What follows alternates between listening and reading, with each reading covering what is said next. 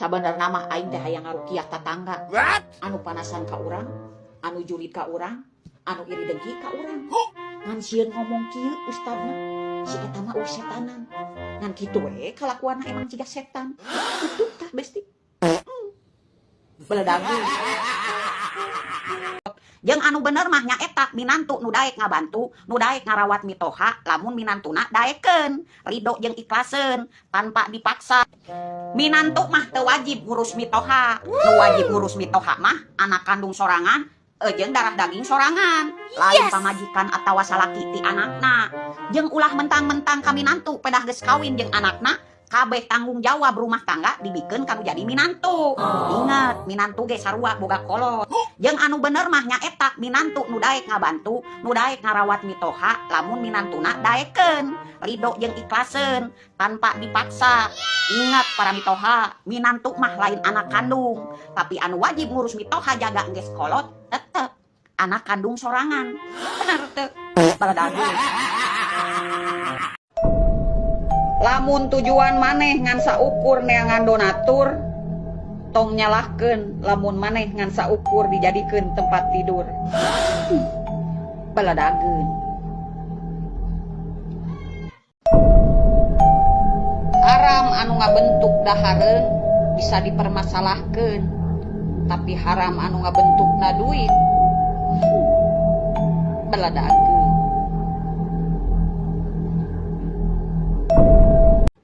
Cek enaknya hirup cek mah senang. Atunya heueuh, dek teh senang kumaha hirup urang. Hirup urang mah tara nguruskeun hirup batur, boga pikiran tara dipake mikiran batur, boga hate tara dipake panas ku milik batur. Boga duit meuli, teu boga duit meuli. Hirup mah dinikmati, lain loba mengamati. Bener teu? Baledageun. Dengekeun ontohon, ulah nyebutkeun kaduhung teu kawin jeung Elsi. Elsi masa papanyang lagi geulis, beda jeung pamajikan nu di imah. Nya jelas beda sia teh ari Elsi jeung pamajikan mah. Ari Elsi mah ngarawat nalobaan, anu mere duit nage kulobaan. Coba pamajikan dibere duit nage ngan saukur ku saurang ku maneh. Eta ge lamun maneh mere duit, jeung aya sisa resiko dapur. Coba ieu boro alat perawatan pamajikan mah, lamun aya sisa resiko di dapur, boro arah hayang glowing, boro arah hayang cantik, nu aya ge hinyai beungeutna. Baledageun. Ye, sakirana teh nyahona naon mah cicing aja dong. Tong loba omong, tong loba carita, omong teh nyaho fakta naon. Baledageun.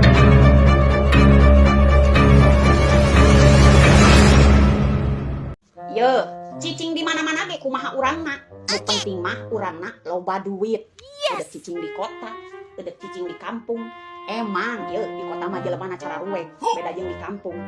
Di kampung mah geunah, suasanana tenang. Tapi teh jeung jelema-jelemana. Di kampung mah jelemana raramah, peduli. Saking ku peduli-pedulina sok resep milu urusan urang. Urang saeutik diawasi, cicing di imah diomongkeun, kaluar di imah digorengkeun. Hiji sungut anu nganilai 1000 mata anu nempok, sakampung percaya. Baledageun. Geulisna di dunia maya, di dunia nyata mah henteu. Kunaon emang?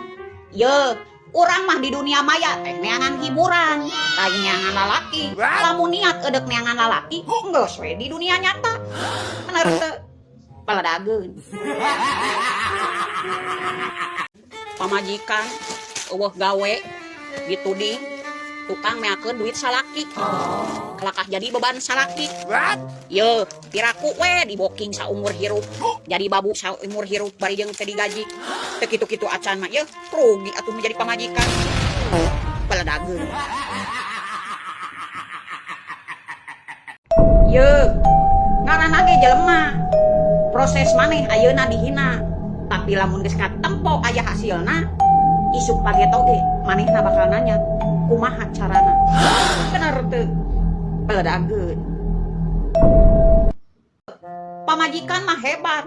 Dibere duit sapoe 50.000, bisa dipake balanja, bisa dipake dahar ku sakeluarga. Bari jeung eta teh mikir-mikir heula. Da anger ieu pamajikan mah ditudingna ge boros, tukang meakeun duit. Coba lalaki beli rokok sabungkus 35.000, acan kopi sapoe opat 10.000, acan nongkrong-nongkrong jeung babaturanna meuli bensin. Tapi manehna teu ngarasa boros. Mitos atau fakta? Bener teu? Baledageun. 100% maneh teresep ka urang. Urang mah 1000% ge teu paduli ka maneh. Beledak.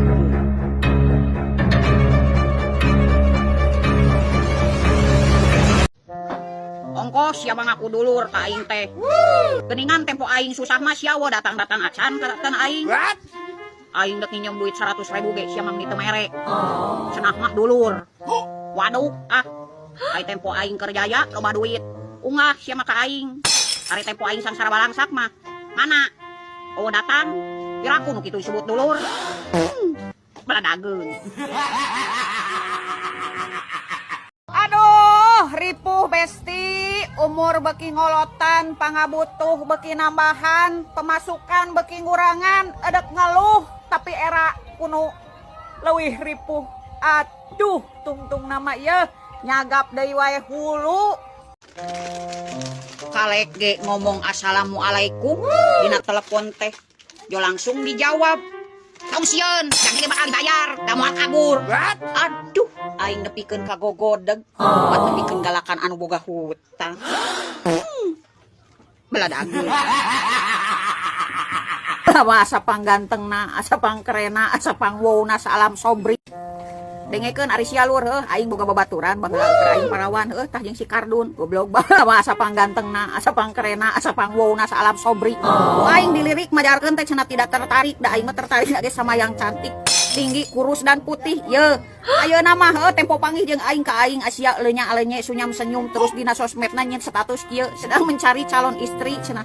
Senggol nih duda beranak 2 cenah tidak perlu cantik yang penting setia dan menerima apa adanya. Oh ngok sia kurung eta mah omongan lalaki anu kasalak paraje goblok. Tok sia dageun. Ye dengekeun besti isukan mah sia teh lamun aya nu ngagibahkeun, aya nu ngahina jeung mitnah, Aisyah hirup teh ulah lempeng-lempeng teh kos jidar. Cokot Asia gas 3 kilo dagorkeun kana huluna Asia ngadaguan karma mah lila. Duit pas-pasan jadi hitungan. Ye, salaki irit pamajikan aman, salaki pelit pamajikan tertekan.